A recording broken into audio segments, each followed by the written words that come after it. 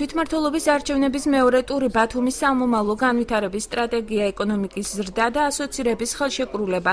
ამ და სხვა საკითხებზე იმსჯელეს დღეს ბათუმის მერობის კანდიდატის გიორგი ერმაკოვის მხარდაჭერთა დარბაზის წევრებმა. შეხვედრას კოალიცია ქართული ოცნების ბათუმის მერობის კანდიდატი გიორგი ერმაკოვი, საქართველოს პარლამენტის წევრები გიორგი ვოლსკი და პაატა ბარათაშვილი დაესწრნენ. პარლამენტარებმა ამორჩევლებს ქართული ოცნების სამომავლო გეგმები და მიზნებიც გააცნეს.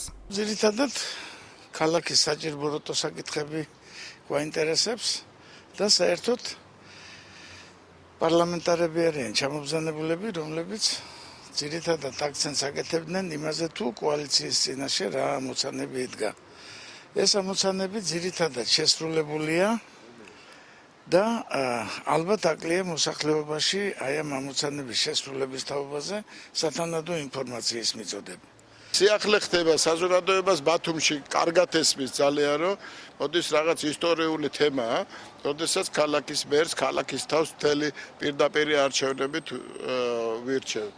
როდესაც არსებობს უშველებელი სახელმწიფო რესურსი, ადამიანური რესურსი, ინტელექტუალური რესურსი, რომელსაც სწორი მენეჯმენტის პირობებში შეუძლია გაცილებით უკეთესი განხადოს ბათუმის ყოველდღიური ცხოვრება.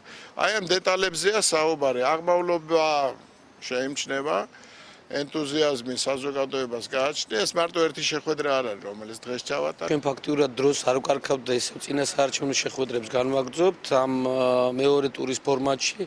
დღეს ისევ და ისევ ამორჩევლებთან მქონდა შეხვედრა და ამ შეხვედრაზე ჩვენ დღეს გვესწრებოდნენ პარლამენტის წევრები, ნახეთ თქვენ ბარათაშვილი და ვოლსკი.